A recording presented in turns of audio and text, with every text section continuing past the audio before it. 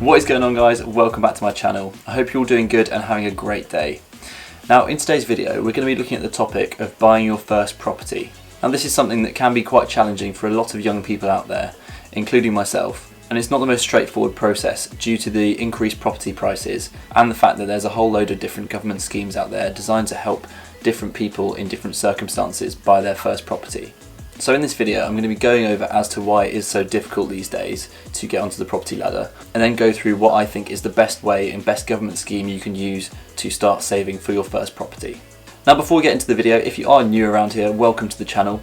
This really is the place to be for all the most relevant information on UK finance. So if you're looking for information on what are the best credit cards, bank accounts out there at the moment, as well as ways in which you can save or make a bit of extra money each month and maybe start investing. So if you're not already, make sure you hit that subscribe button down below and click that bell so you never miss a video. And I know it is a bit cheeky asking before the video's even started, but I would really appreciate it if you guys could smash that like button, as it does really help out with the YouTube algorithm and enables YouTube to share these videos to more people that might find them useful or interesting. Now, as always, just as a quick disclaimer, this is in no way financial advice. I'm simply just outlining information and giving my honest opinions and thoughts. Always make sure to do your own research and due diligence before signing up for anything. But with all that out of the way, let's get into the video. So first off, let's just look at why it is so important to get onto the property ladder in the first place and why it can be so beneficial. So one reason is that property can be a really good investment.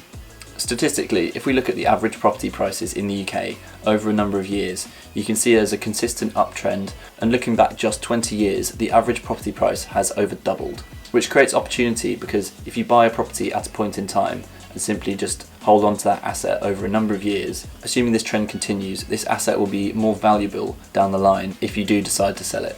And the rate at which property value has increased has far exceeded the inflation rate.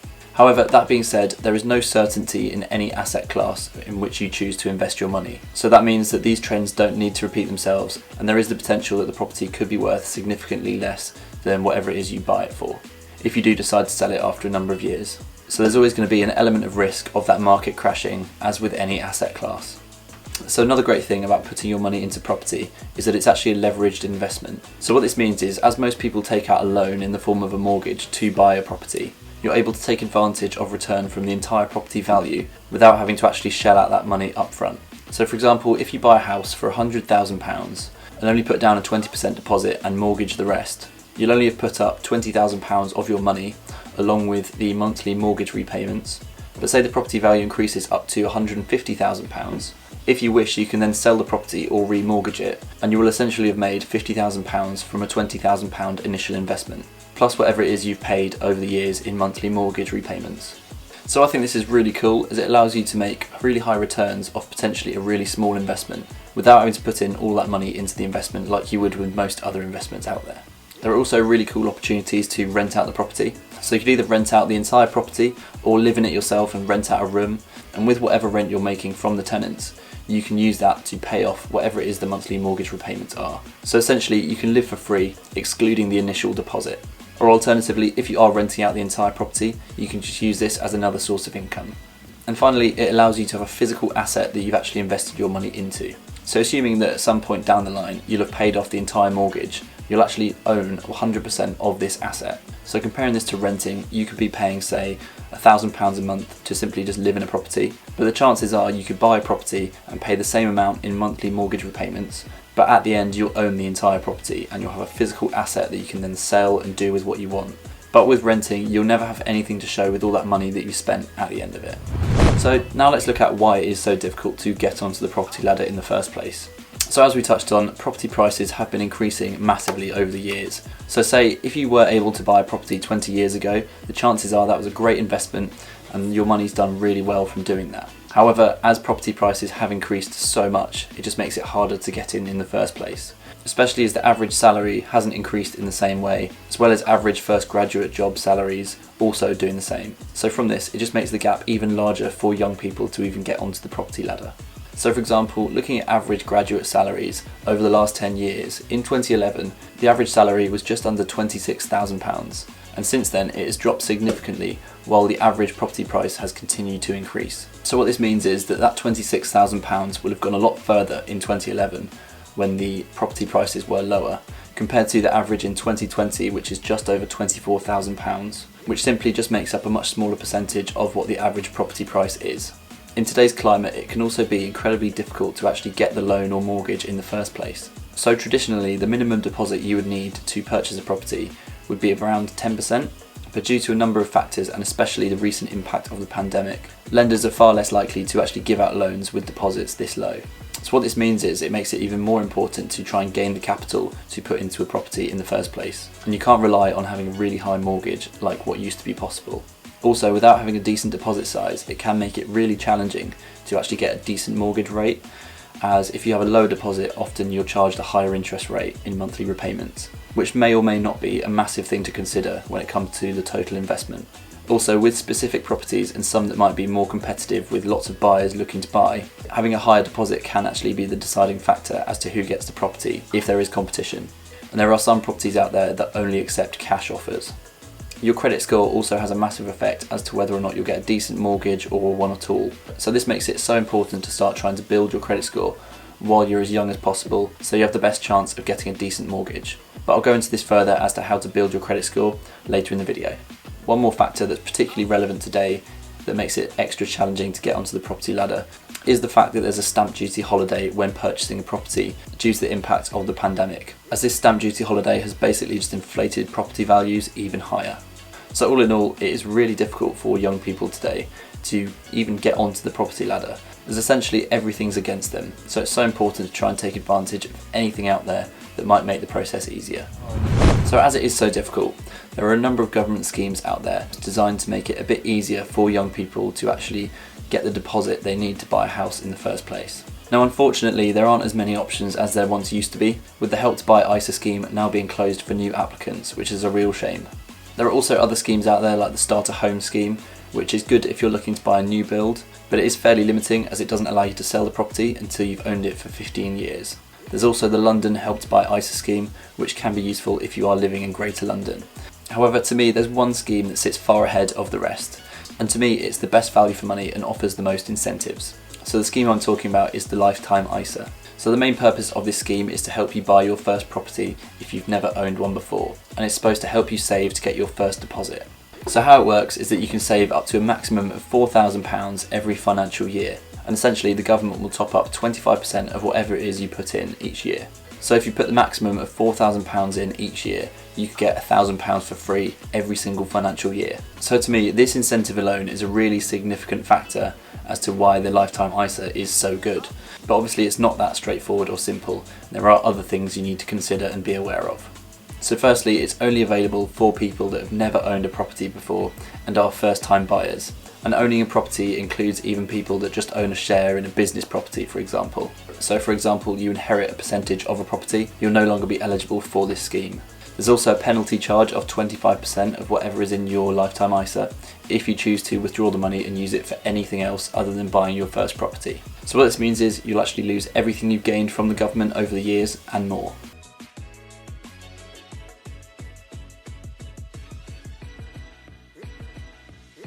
Another thing that's also slightly limiting with the Lifetime ISA is that you're limited to only purchasing a property that's valued up to £450,000. So if you are looking to purchase your first property and it's actually more expensive than this scheme won't be the one for you. And especially if you live in London where property prices are even higher than the rest of the country, this might be an important factor. It's also important to know that to be able to use your Lifetime ISA funds to buy your first property, the account needs to be open for at least 1 year. So if timing is an important factor, this might rule out the Lifetime ISA for you. You also need to be over the age of 18 and under 40 to actually set up a Lifetime ISA. And as it is a form of ISA, whatever you put into your Lifetime ISA will also contribute to your annual ISA allowance of £20,000. So say you max out your Lifetime ISA allowance of £4,000, you'll only be able to put £16,000 into any other ISAs that you have in a financial year. You also have to be buying a property for you to live in yourself, and you're not able to use a Lifetime ISA for a buy-to-let. But that's not to say that you can't rent out, say, a room if you're living in it yourself as well. But also, if you've lived in it for a number of years, there's no reason why you can't convert it to a buy-to-let in the future, if, say, you purchase another property to live in yourself. But also, another really great thing about Lifetime ISAs, especially for couples, is that if you're looking to buy with someone else, as long as neither of you have owned a property before, you can both have your own separate Lifetime ISAs and then combine the total value to increase the deposit size. However, obviously if one of you has owned a property before, only the one that hasn't will be able to have a lifetime ISA. Now the final thing, which I think is one of actually the most appealing features of a lifetime ISA, is that you can actually set up a lifetime ISA with an investment brokerage, which means all of the money that you've put in yourself, as well as the government grant, you're free to invest that into the stock market if you choose to do so. And this opens up possibilities to make much higher returns than you would be able to in a savings account. And you won't be limited in the same way to low interest savings accounts. However, that being said, if you're more interested in a savings account as a safe option, there's also options to set up lifetime ISA savings accounts as well. And the great thing is you can actually choose to switch your provider down the line if you choose to do so and see opportunities elsewhere. So as I've discussed, there are some limitations to a lifetime ISA, but I really think it is the best option out there in terms of getting free money from the government. And I feel if you're confident with investing in the stock market, there isn't a better option out there than a lifetime ISA with an investment brokerage, as essentially you can put that free money from the government to work. And the main things to consider as to whether or not it's appropriate for you are simply just the value of property you're looking to purchase, as well as weighing up whether or not you think you'll have any form of ownership of a property in the time that you have your lifetime ISA before buying your first property. But the great thing is you can also save at the same time outside your lifetime ISA allowance and use all the money that you save to go towards your deposit if you choose to do so, which will be especially relevant if you're able to save more than £4,000 each financial year.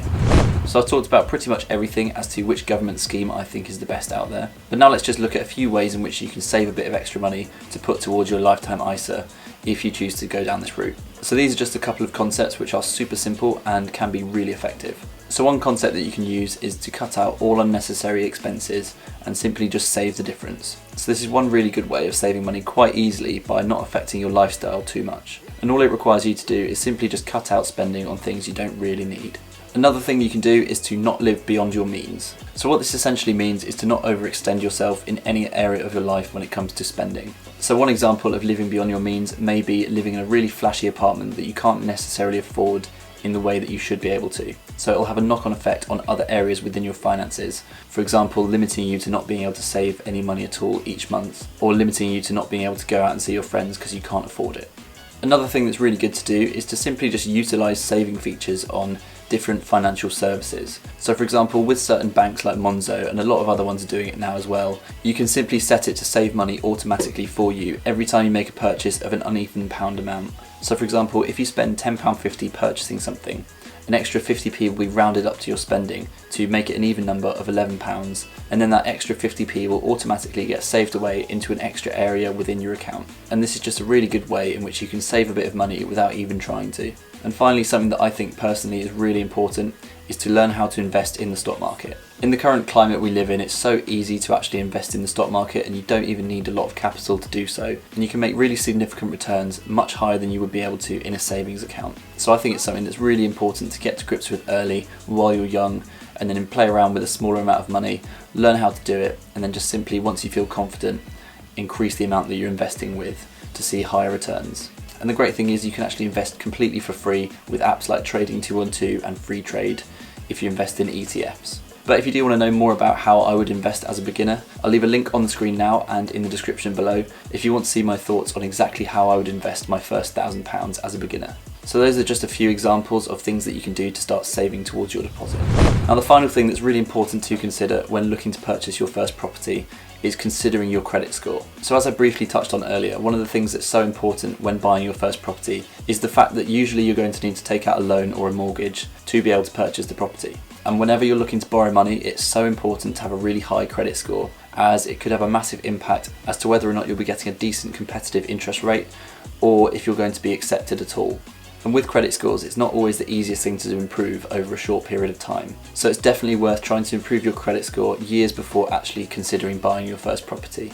But the great thing is, it's actually really simple to improve your credit score, and all you need to do is just simply get a credit card. Now when I say just get a credit card, I don't mean you get a credit card and make unnecessary purchases that you can't afford. Just simply transfer all of your everyday spending onto the credit card rather than your debit card and pay it off in full every single month. So it's not going to cost you anything more to do any of this, but it will simply just improve your credit score massively if you continue to do so.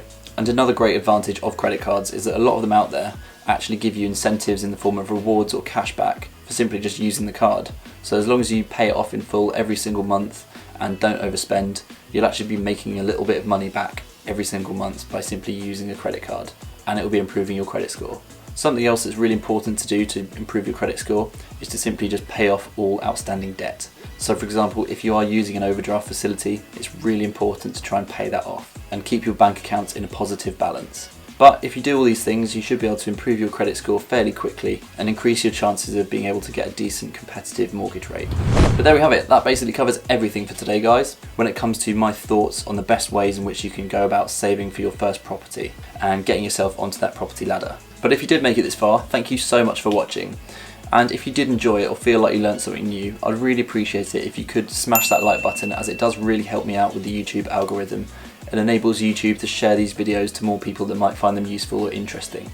And also, if you are new around here, this is the place to be for all the most relevant information on UK finance. So if you're interested in anything from credit cards to investing to saving money, this really is the place to be. So if you're not already, make sure you hit that subscribe button down below and click that bell so you never miss a video. And as always, do just let me know what you guys think in the comments down below. Do you agree with me, or do you think there are better schemes and ways in which you can save to buy your first property? But also, if you do have any feedback or questions for me, just drop them in the comments and I'll make sure to respond to all of you. But with all that being said, take it easy guys and keep saving.